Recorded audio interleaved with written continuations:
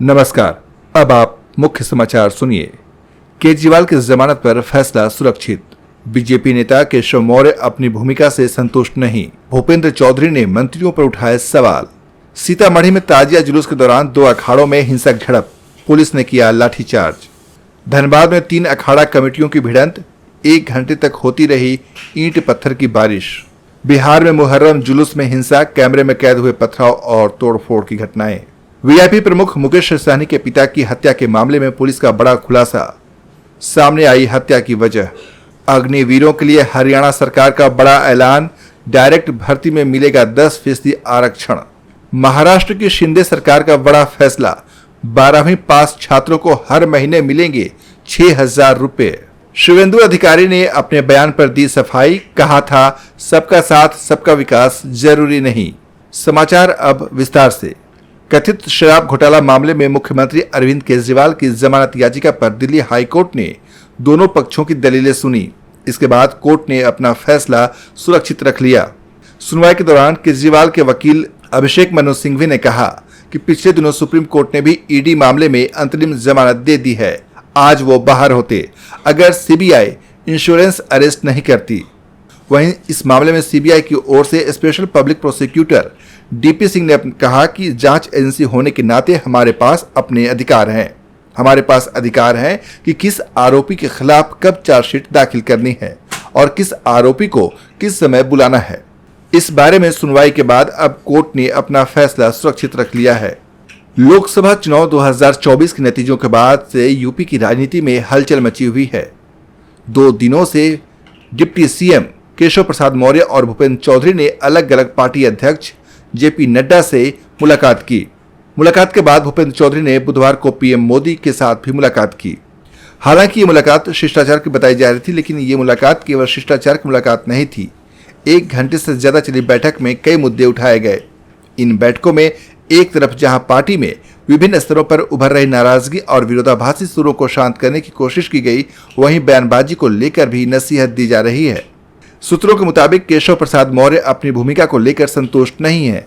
बिहार के सीतामढ़ी में मुहर्रम के दौरान ताजिया जुलूस के दौरान 2 अखाड़ों के बीच हिंसक झड़प हो गई। इस झड़प का वीडियो भी अब सामने आया है। ये मामला सीतामढ़ी शहर के मेहसौल ओपी इलाके का मेहसौल चौक का है। यहां से 2 अखाड़ों का मुहर्रम जुलूस गुजर रहा था। इसी दौरान आपस में दोनों अखाड़ों के बीच हिंसक झड़प हो गई। हाथ में लिए हथियारों से भीड़ ने एक दूसरे पर हमला शुरू कर दिया। इस दौरान मौके पर मौजूद पुलिस वालों ने भीड़ को तितर बितर कर लाठियां चलाई। मिल रही जानकारी के मुताबिक सड़क संकीर्ण होने की वजह से विवाद शुरू हुआ। झारखंड में भी मुहर्रम के दिन सुबह सुबह 3 अखाड़ा कमेटियों में भिड़ंत हो गई। एक दूसरे पर कमेटियों के सदस्यों ने ईंट पत्थर बरसाए। इस दौरान जमकर मारपीट भी हुई। धनबाद जिले के झरिया इलाके में झड़प की यह वारदात सामने आई है। जुलूस निकालने के दौरान आपस में 3 कमेटी के लोग एक साथ उलझ गए। पत्थरबाजी में 1 दर्जन से अधिक लोगों के सिर में गंभीर चोटें आई हैं। इस मामले में पुलिस ने कुछ लोगों को हिरासत में भी लिया है। पुलिस और प्रशासन ने मिलकर हालात पर काफी मशक्कत के बाद काबू पा लिया। फिलहाल इलाके में भारी संख्या में पुलिस बल को तैनात कर दिया गया है। बिहार के मुंगेर और पटना में मुहर्रम जुलूस के दौरान बवाल की खबर सामने आई है।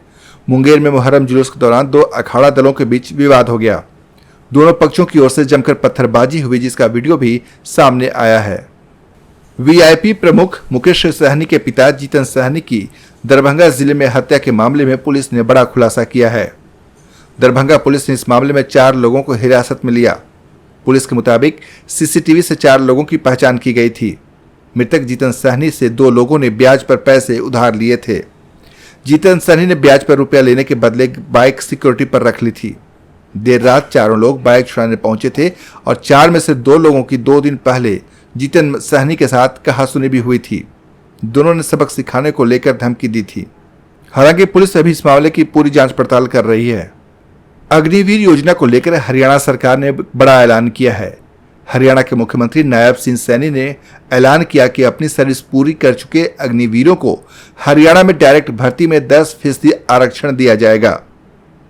अग्निपथ योजना 14 जून 2022 को प्रधानमंत्री नरेंद्र मोदी की सरकार ने लागू की थी। इस योजना के तहत अग्निवीरों को 4 साल के लिए भारतीय सेना में तैनात किया जाता है। मीडिया को संबोधित करते हुए मुख्यमंत्री ने कहा कि हमारी सरकार राज्य सरकार की ओर से भर्ती constable, mining guard, forest guard, jail warden और एसपीओ के पदों पर सीधी भर्ती में हरियाणा में अग्निवीरों को 10% हॉरिजॉन्टल रिजर्वेशन देगी। लोकसभा चुनाव 2024 को लेकर यूपी में आम चुनावों में पार्टी के खराब प्रदर्शन को लेकर पार्टी का कलह अब सामने आ गया है। राज्य में भाजपा संगठन और सरकार के बीच सब कुछ ठीक नहीं चल रहा है। कयासों के बीच उत्तर प्रदेश के डिप्टी सीएम केशव प्रसाद मौर्य और राज्य बीजेपी प्रमुख भूपेंद्र चौधरी ने सोमवार को दिल्ली पहुंचे थे और अब दोनों ने जेपी नड्डा से मुलाकात भी की थी। इसके बाद भूपेंद्र चौधरी ने बुधवार को प्रधानमंत्री नरेंद्र मोदी के साथ भी मुलाकात की। लखनऊ से लेकर दिल्ली तक बैठकों का दौर जारी है। लखनऊ में मुख्यमंत्री योगी आदित्यनाथ ने अपने चुनिंदा मंत्रियों के साथ बैठक की। वहीं मुख्यमंत्री योगी आदित्यनाथ ने राजभवन जाकर राज्यपाल से भी मुलाकात की। Air India airport services limited ने कई पदों में भर्ती निकाली थी। इन भर्तियों के लिए मंगलवार को हजारों युवा मुंबई के कलिना पहुंचे, जहां कंपनी ने 2216 अप्रेंटिस जॉब के लिए वॉक इन इंटरव्यू रखा था। मुंबई के कलिना में हजारों युवा की भीड़ इकट्ठा हो गई, जिसके बाद हालात बेकाबू हो गए। इसके बाद कंपनी ने इंटरव्यू के लिए पहुंचे युवाओं को अपना सीवी छोड़कर जाने के लिए कहा। महाराष्ट्र के मुख्यमंत्री एकनाथ शिंदे ने देवशयनी एकादशी के मौके पर एक सभा को संबोधित करते हुए पंढरपुर में ऐलान किया कि उनकी सरकार 12वीं पास छात्रों को हर महीने 6,000 रुपए और ग्रेजुएशन कर चुके युवाओं को हर महीने 10,000 रुपए की राशि देगी। सरकार का ये कदम छात्रों की सहायता करने और बेरोजगारी को कम करने के उद्देश्य से उठाया गया है। डिप्लोमा धारक छात्रों को हर महीने 8,000 रुपए महीने का वजीफा दिया जाएगा। एकनाथ शिंदे ने इस बात पर जोर देते हुए कहा कि यह वजीफा छात्रों को अप्रेंटिसशिप के माध्यम से कार्य अनुभव प्राप्त करने में मदद करने के लिए 1 वर्ष के लिए दिया जाएगा, जो बाद में उनकी रोजगार क्षमता को बढ़ाएगा। पश्चिम बंगाल विधानसभा में विपक्ष के नेता शुभेंदु अधिकारी ने अपनी पार्टी बीजेपी के सबका साथ सबका विकास अभियान को लेकर अपील की थी कि ये जरूरी नहीं है और भाजपा को अब ऐसा कहना बंद कर देना चाहिए। शुभेंदु अधिकारी ने सलाह दी थी कि पार्टी को इसकी जगह कहना चाहिए जो हमारे साथ हम उनके साथ। शुभेंदु अधिकारी के इस बयान का विरोध होना भी शुरू हो गया। उनके बयान पर बवाल मच गया। राजनीतिक हलकों में इस बयान की आलोचना के बाद अब उन्होंने एक स्पष्टीकरण जारी किया है, जिसमें उन्होंने कहा है कि सबका साथ सबका विकास प्रधानमंत्री मोदी का नारा है और मेरे कहने से ये नहीं बदलेगा। ये एनडीए सरकार का एजेंडा है, ये बीजेपी का भी एजेंडा है। मैं स्पष्ट करना चाहता हूं कि मैंने ऐसा क्यों कहा। उन्होंने कहा कि मेरा मतलब था कि बंगाल में बीजेपी को उन लोगों के साथ गठबंधन करना चाहिए जो राजनीतिक रूप से उनका समर्थन करते हैं। इसका प्रशासन या विकास से कोई लेना देना नहीं है। कृपया समझें, सरकार और राजनीति 2 अलग अलग चीजें हैं। एक राजनीतिक पदाधिकारी के रूप में मैंने बीजेपी की एक बैठक में कहा है कि बंगाल में बीजेपी को उन लोगों के साथ गठबंधन करना चाहिए जो पार्टी का समर्थन करते हैं। हमें उन लोगों से सुरक्षित दूरी बनाए रखनी चाहिए जो हमारे साथ नहीं आते। उनसे लड़ने का कोई फायदा नहीं है। झारखंड राज्य में मानसून की बेरुखी से किसान परेशान हैं। देर से आया मानसून और औसत से कम बारिश होने की वजह से राज्य की खेतीबाड़ी अभी से पिछड़ गई है। झारखंड के 22 जिले में सामान्य से कम बारिश हुई है। 5 जिलों की हालत बेहद खराब दर्ज की गई है। ऐसे में पहले सामान्य से काफी देर से राज्य में मानसून की दस्तक और फिर अपेक्षा से काफी कम वर्षा ने राज्य में कृषि को काफी प्रभावित किया है। गिरिडीह के बगोदर में एक जंगली हाथी ने उत्पात मचाया हुआ है। हाथी ने लोगों के घरों को तहस नहस कर दिया और उनका घर में रखा हुआ अनाज भी खा गया। लोगों में हाथी के उत्पात की वजह से दहशत का माहौल है। 1 सप्ताह से अधिक समय से चल रही देवघर नगर निगम के सफाई कर्मियों की हड़ताल मंगलवार की शाम समाप्त हो गई। देवघर नगर आयुक्त की अध्यक्षता में हुई बैठक के बाद यह फैसला लिया गया कि ईपीएफ और पीएफ बकाये के 1 करोड़ रुपए से 25 लाख रुपए तत्काल जारी किए जाएंगे। इसके अलावा बकाया राशि का भुगतान कर्मियों के खाते में करने पर सहमति बनी। झारखंड के मनरेगा कर्मचारी 22 जुलाई से अनिश्चितकालीन हड़ताल पर चले जाएंगे। इससे पहले 18 तारीख से सांकेतिक हड़ताल करेंगे।